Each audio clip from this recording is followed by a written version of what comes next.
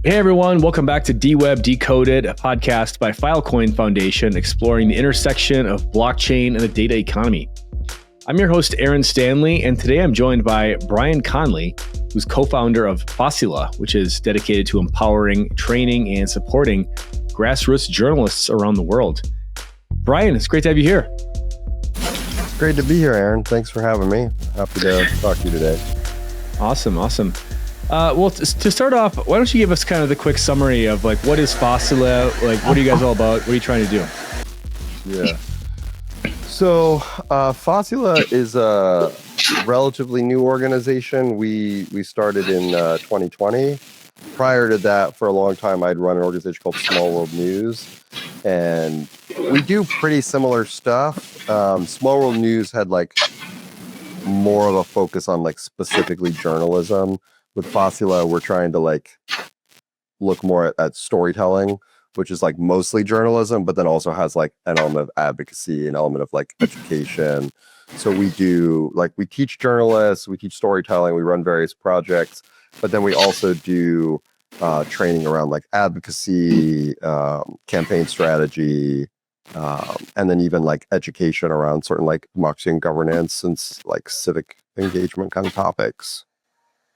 Amazing. Yeah, I want to dive into that in depth here.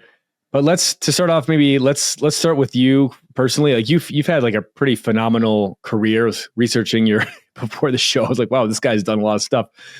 Maybe talk a bit about like give us kind of the overview of like what you've been doing all these years and how has that all kind of culminated with Fasila now? Yeah, so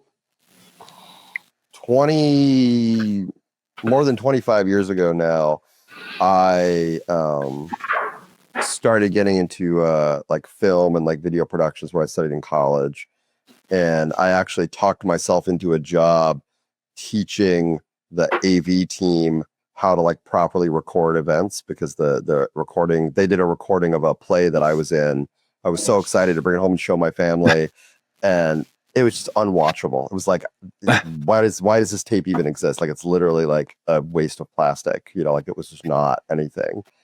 And then, as things transpired, I got pretty quickly disenchanted with the film industry, just in terms of like what it was and how it existed. And would have been, 2000, 2001, where this thing called indie media was a big deal. It's like before blogging existed, before Web 2.0. And so got really involved in supporting journalists and protesters and people going to like activist events to document, their stories. And from there shifted and sort of realized that like, well, what I want to do is support the people with like the greatest need.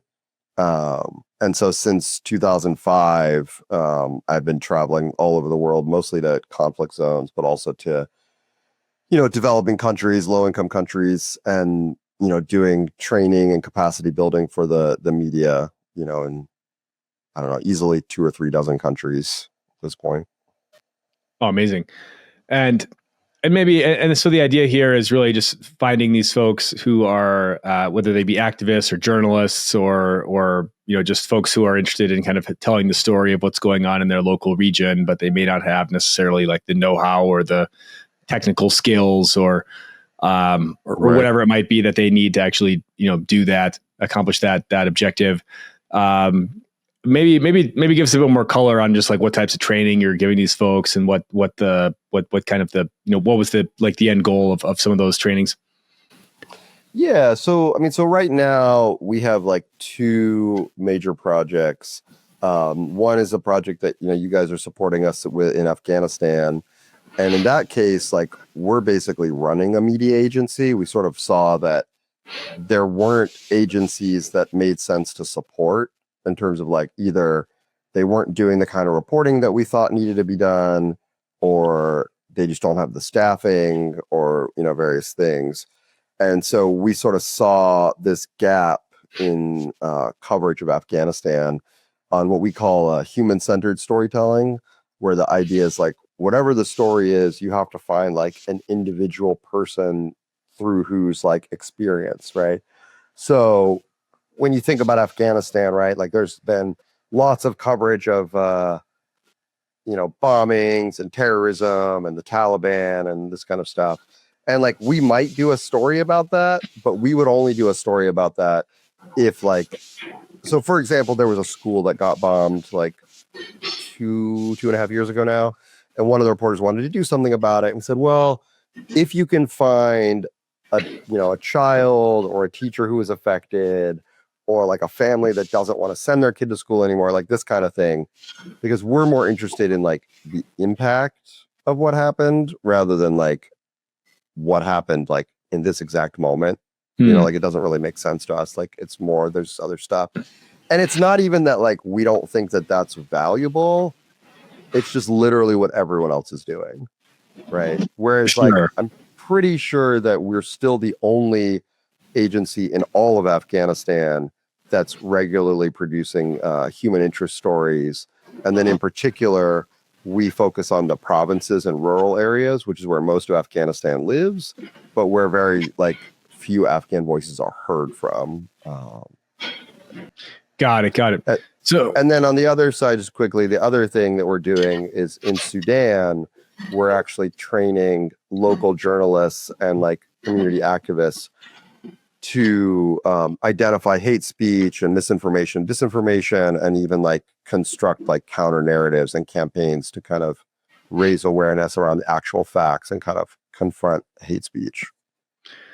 So with the Afghanistan project, it kind of sounds like, probably most of the news that disseminates out of Afghanistan, at least from maybe like the Western reader's perspective, is probably going to be sort of like wire service type stuff out of the capital, right? Yep. Where it's like this happened, this thing happened.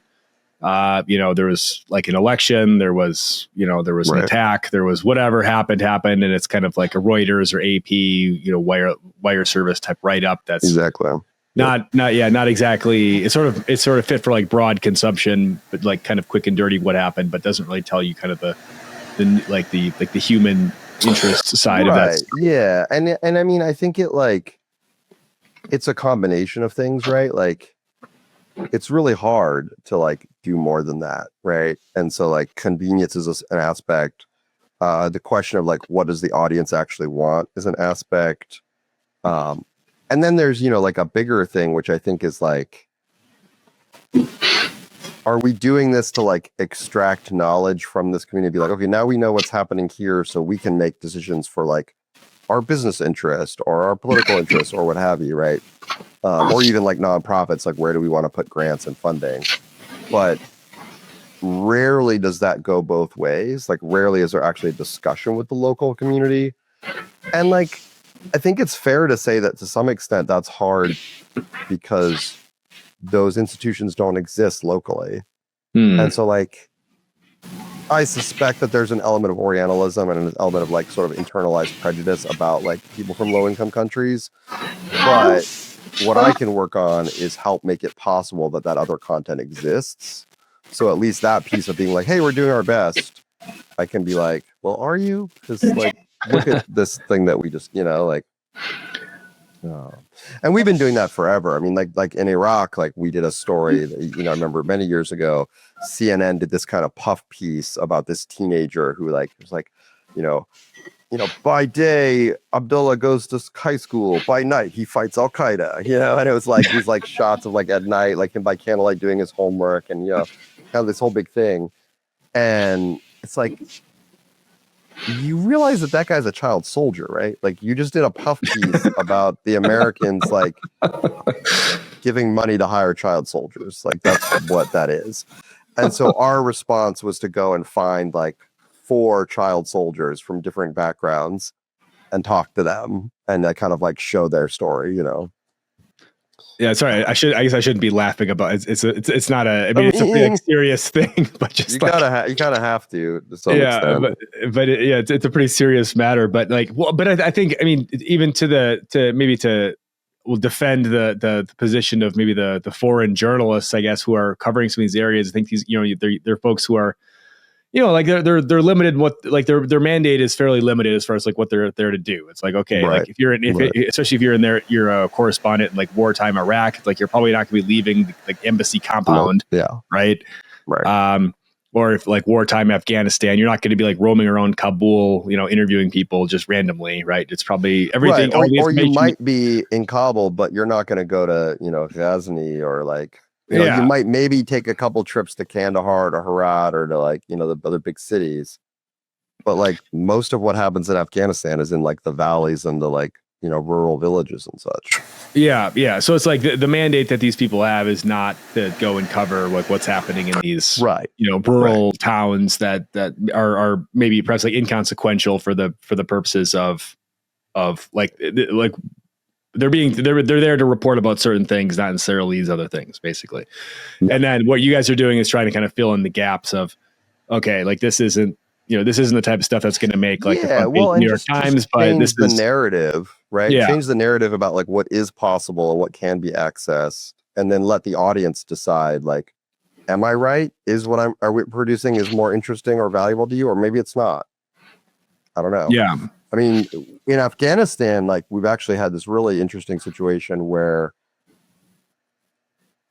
the vast majority of our audience is Afghan. And in fact, they mostly consume the content via Facebook posts. Oh, interesting. So we post the entire article with like photos, and then the way we do it is it's a photo album. And if you want to read the whole story, you have to click through the photos, right? And so you could see all the photos, but you get like the story next to it. And then we use Facebook ads to like put those posts in front of people. And so we just buy an ad and we say, put it in front of anybody who's in Afghanistan, or we say anybody in this region, or anybody with this language, depending on kind of what we're targeting at the time.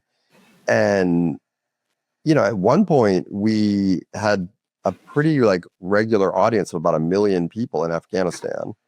Wow. And like, number one, that's a lot, but also like that's 25% of all the users of Facebook in Afghanistan.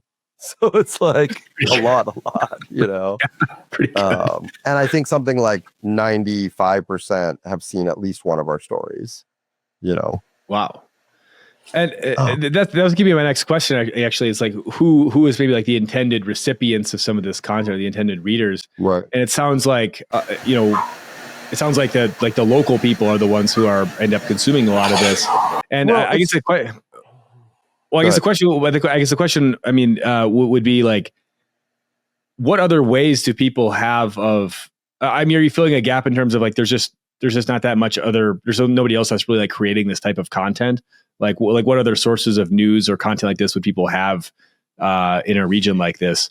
Yeah, I mean, I think like you can think about what we do as being more like from the print world, right? It's more like a feature magazine like Harper's or Atlantic or something like that, right? Whereas we're doing these like in-depth like human and the human interest stories. So it's not exactly what they kind of do, but it's that kind of idea of like it's slow, it's not like breaking news, it's more about understanding the bigger picture. And so what's been really interesting in Afghanistan is that prior to the latest incarnation of this project, my work almost always focused on building the capacity of local people to tell their stories, but to an international audience. And so when we started the Afghanistan project, like that was the goal, especially because I mean, we opened the agency the day that the Taliban took Kabul. So like the day Kabul fell, all the other journalists were fleeing, and we were like literally setting up a news agency. Oh, wow. And where was I going with that?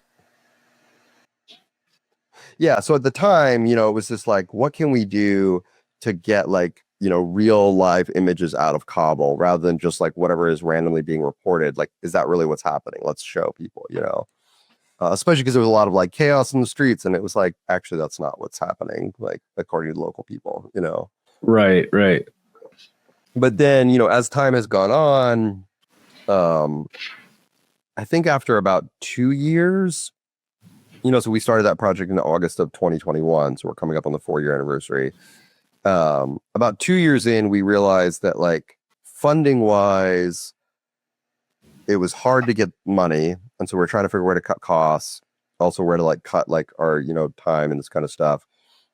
And we realized that like, as much as we believe that it's important for the international community to see this content, by and large, very few people were consuming it.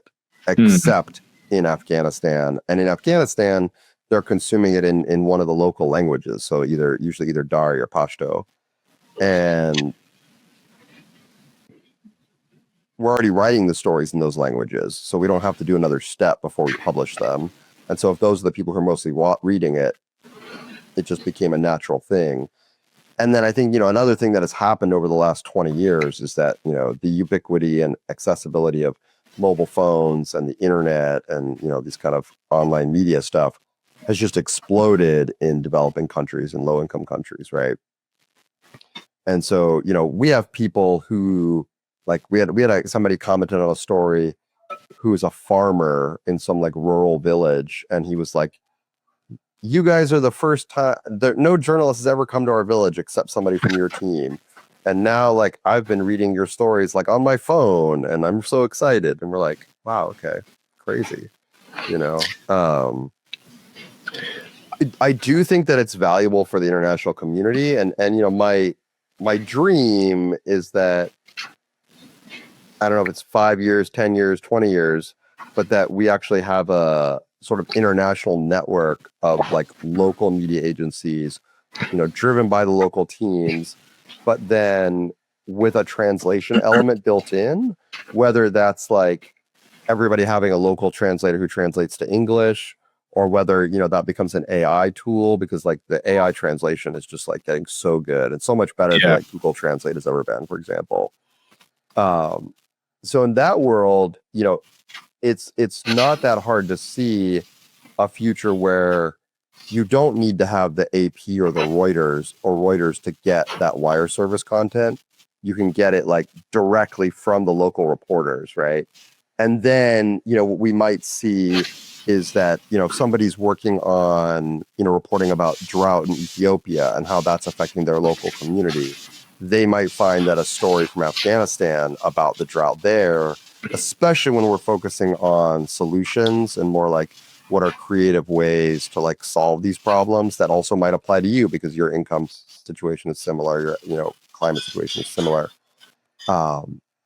That's really what I hope to see, is like this sort of direct collaboration and content sharing between communities in the global South. That's super interesting. It's where it's almost like there's one of these agencies popped up in various countries. All these agencies are essentially like a node on this as part of this broader network, right? And it allows almost like this way of kind of crowdsourcing media, crowdsourcing content, and sharing. And a lot of the like you mentioned, a lot of these folks will. A lot of these countries have kind of like, they may be like in different geographies, but they face some of the similar problems or similar issues, right? Right. So being able to kind of share ideas, share solutions, and not being necessarily dependent on, I mean, I was just thinking back to my Financial Times days, right? Where, we had probably one of the biggest network of like foreign correspondents in the world, where it's like you had, the guy that was, he was the Southern Africa correspondent or whatever, or like the West Africa. There's like one guy that's responsible for covering this entire continent. And that was just sort of like how news disseminated, right? Was through the foreign correspondent model, right? And now, like, we don't really, I mean, it's useful to have these types of people around, but like, you don't need that to find out what's going on in these places. Well, right. But like what I've found is that YouTube and Twitter and Instagram and TikTok and whatever haven't really fixed the problem. If the problem is, when you see the problem the way I see it, which is like content and stories from local people, right, in a way that's like consumable and accessible, right? Like, and that was, I mean, in 2011, when I was working in Libya and we set up a team during the revolution, we had Storyful, which is one of these like big curation texts, they did a piece on us where they're basically like, yeah, like YouTube and social media is like great for like raw content of like breaking news events, but it's not helping you understand. Right. And so you still have to do that capacity building. And like, even in Afghanistan, where there's like, I think literally, I mean, hundreds of millions, if not $1 billion or more spent in media, like there are journalists, there is a journalism infrastructure. It's kind of collapsed after the Taliban. But even before the Taliban came back, they weren't they were doing a certain element of journalism, right? And they didn't really know, they just hadn't considered like other options, you know? And so like we're constantly hearing from our reporters how exciting it is to work for an agency that not only like encourages them to go to like these villages and places and report on people who've never been reported on, like we insist on it. Like that's the thing, you Right. know? And it's been really incredible to watch like Afghans in the comments section, like learn about each other in real time. So like the very first story that we published in, you know, in this way on Facebook and published it entirely and in the local language was about, it was like a profile about a woman who makes carpets for a living, right? And the first comment on that video, that story was something like, "Hey, I really love this story. I'm so glad you're doing this work. Congratulations. Good job. There's just one thing I wanted to tell you. Like, I think you made a mistake because you called this rug like this thing, but like we call it a kalim." You know, and I was like, okay, well, that is a name for that kind of rug. But then before we could even reply, somebody replied and was like, "You call it a kalim? Like, we call it this. It's this other thing." And then a third person commented and was like, no, you call it that in your like province. You call it that in your region. We actually call it this other thing. And it was like, you know, we're just watching like Afghans like learn about each other. And that's really the thing, right? Like, Yeah. like if you want to like, you know, if you're interested in like stability, if you're interested in like world peace, if you're interested in like reducing conflict, like you have to like actively be fomenting like greater understanding between people.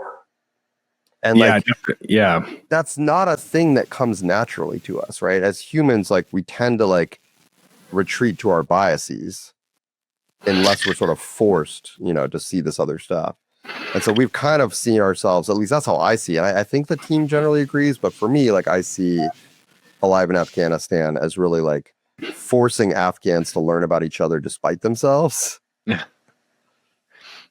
Well, I mean, Afghanistan is a really interesting kind of case study for something like this because at least my understanding of Afghanistan, never been there, obviously, but my understanding is that it's a very, I mean, there's not really like an Afghan ethnicity. There's hundreds and if not thousands of different tribes that are kind of nestled in these valleys in the mountains, et cetera. But there's not like a natural, these are just like sort of politically drawn, you know, borders. It's not like, there's no like ethnic nation of Afghanistan, right? These are all just kind of random tribes that got lumped together based on like how, you know, the colonial map. I mean, like Afghanistan has always been, I believe, more of like a political region, right? Like even when it was a kingdom, my guess would be that the kingdom's borders were loosely defined, but that in fact the king was not exerting like authority over the entire geographic region, even if like the next kingdom was like, yeah, that's Afghanistan, like we don't agree with them. But then like, you know, tribes and stuff are crossing borders and all, you know, this has been one of the biggest things. And then of course Afghanistan's like geography, having these like really deep valleys and like really like impassable mountains, you know, you have like a whole village that's just like, as the crow flies 10 or 20 miles away, if that, and they speak a completely different language that's incomprehensible to the village, you know, closest. On the other side of the mountain. Yeah, that's crazy. Right.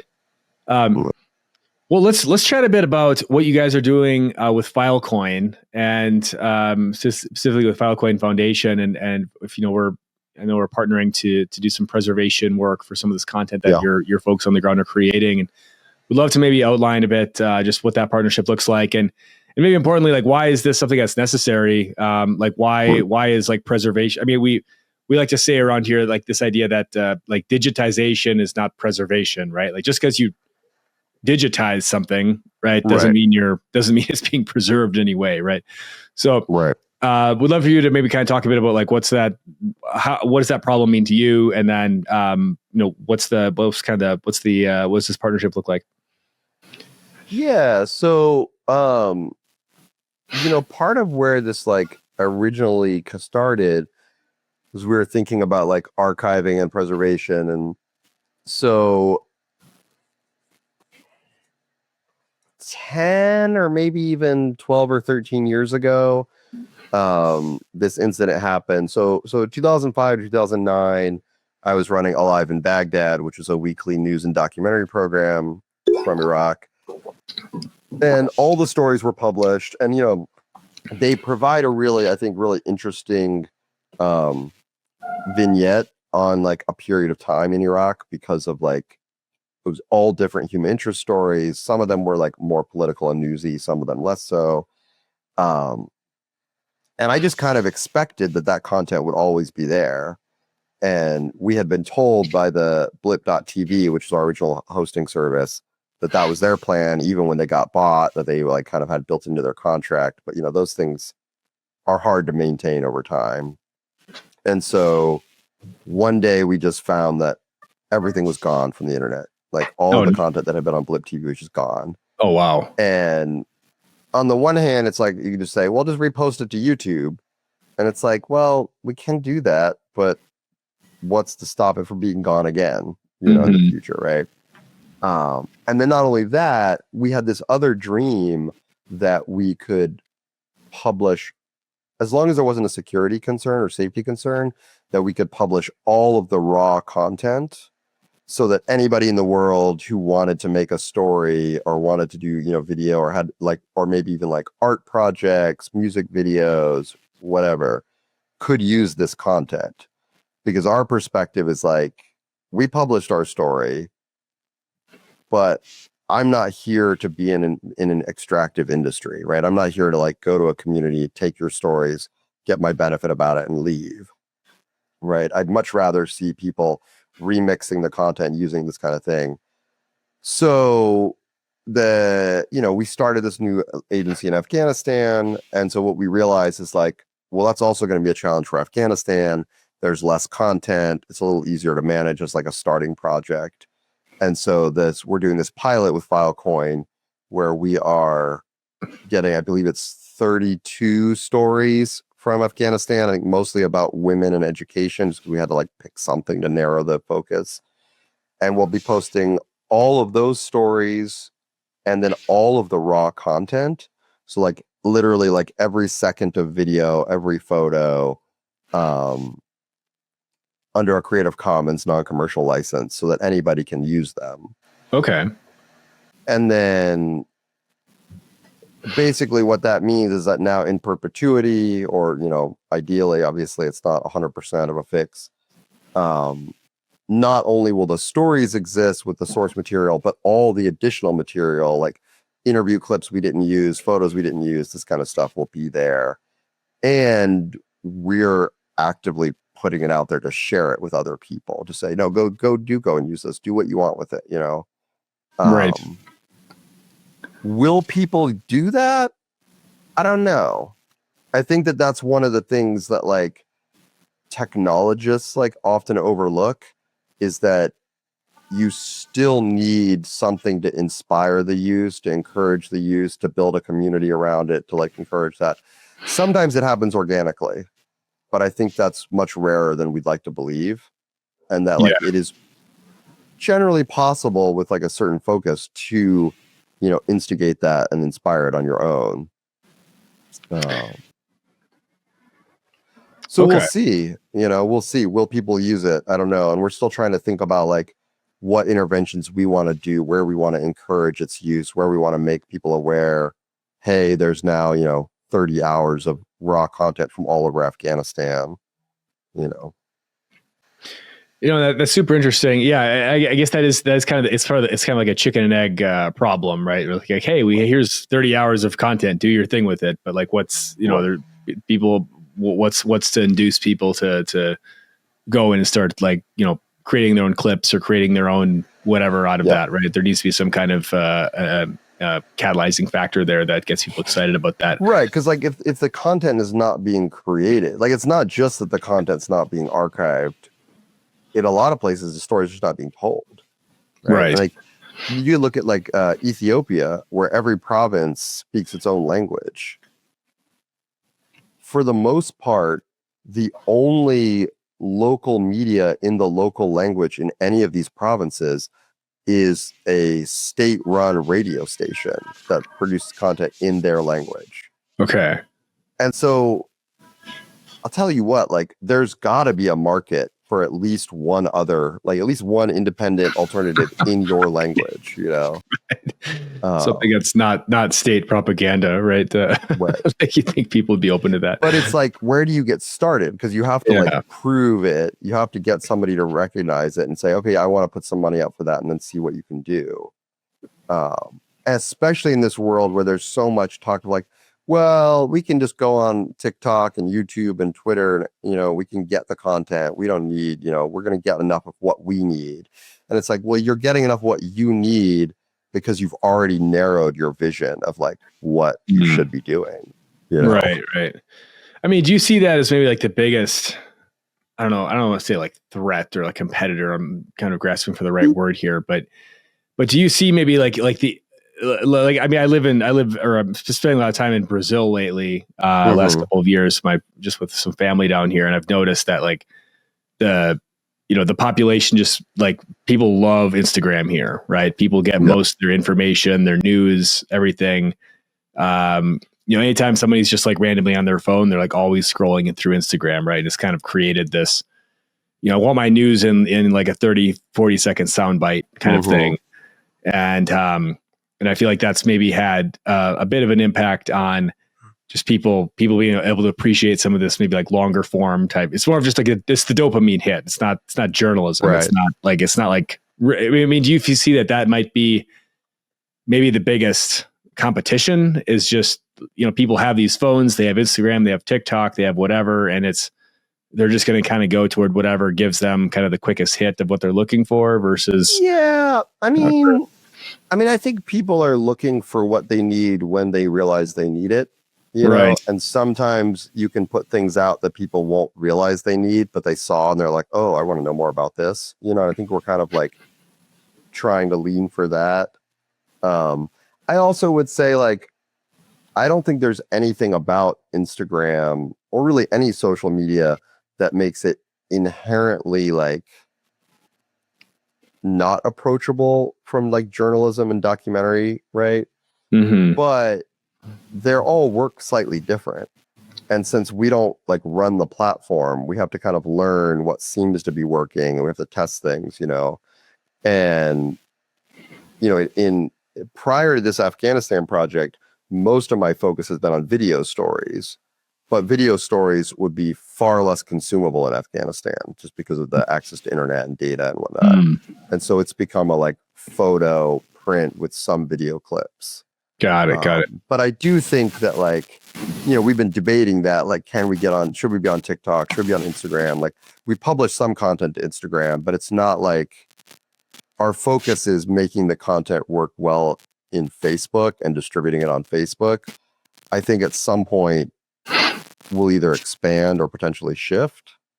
Well, every country, like, it's so difficult to surface content, especially in Instagram. It's like you have to go actively digging for it, or you just get whatever they put in front of you, or whatever like the most recent highlights are. Yeah, that's the issue, right? With some of these things. I mean, I was going to say it was very clever of you guys to be buying ads on these platforms to boost on, because that kind of gets you the front row seat. But even still, you're not really necessarily getting.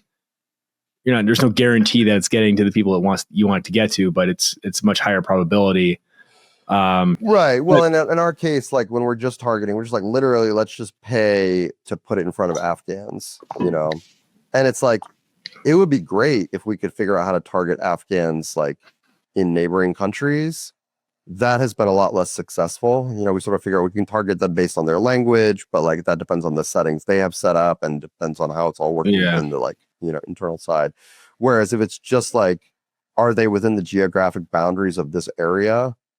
It's like yes or no. That's a lot. And then we know if it's yes, they're probably out. Like, so when I say like 1 million people, have seen the content of Afghanistan, I can't actually tell you that it's 1 million Afghans, right?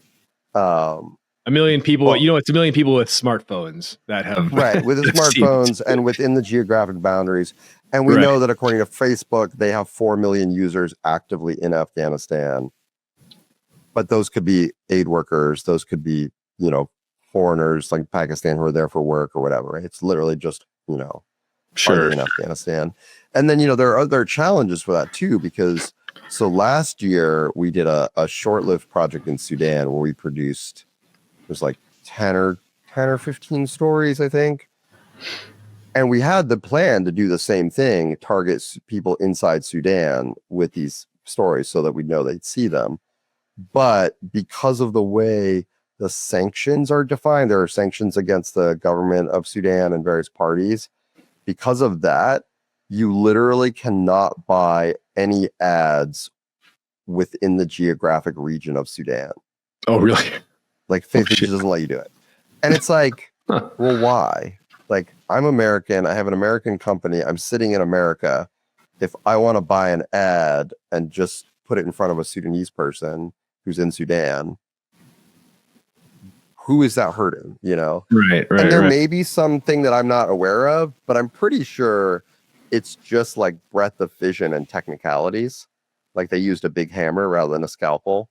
Yeah, that would make a lot of sense. And like, certainly, like, I don't want to see combatants and bad actors, buying ads and using Facebook to like, amplify their message. But to decide that nobody can buy any ads in Facebook is weird. Yeah, it seems like it seems like that would be more one of these just like total risk off type policies. Like, we don't want to deal with this. We're just not going to let anybody buy any ad whatsoever because it's just too much headache for us to decide who should or should not be able to. That would make sense. Well, Brian, I guess we'll wrap it up here, but this has been a super fascinating conversation, and you've done like a lot of really interesting things, and really appreciate the work you're doing on the ground, and some of the most like great, like intense places, like Libya in 2011, and Sudan and Afghanistan, like some places that really need the type of work that you're doing, and so I really feel really inspired by the work you're doing here to this conversation. So I really appreciate your time. It's an honor to partner with you guys in this and support you. And maybe I'll turn it back to you for any just like final thoughts, and how can folks maybe like any particular call to action you might have, or how can folks like learn more? Yeah. So first of all, like, I really want to like say thank you to Filecoin Foundation, you guys, for supporting us. And I want to put it out there for any other like, grant makers, whether they're interested in us or similar projects, to consider the fact that like one of the great things about the partnership with Filecoin is that, we're working in your space of like archiving and making content available on the decentralized web. But your team also saw that the stories are not being created. And so if all we're focusing on is archiving, then it's only like what has already happened. And so I really appreciated how you all have worked with us to think creatively and find ways that you could support the Afghan reporters to create new stories still within your mission. And so I just really encourage grant makers to like think about how to be flexible in their mission. And anybody who wants to support, you can go to alive-in.org, alivein.org. There you can read any stories that are in English. So there are a lot of stories from Afghanistan over the last several years, and then a bunch of the stories from Sudan we publish in English. And then you can make a donation. Your donation goes to support reporters like in these countries.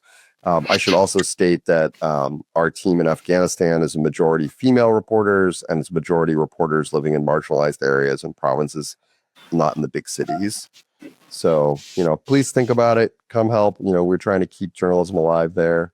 And really appreciate your time. Well, thanks so much, Brian. Really inspiring work you guys are doing with Fasila, and really appreciate you coming on the show to tell us about this and your partnership as well.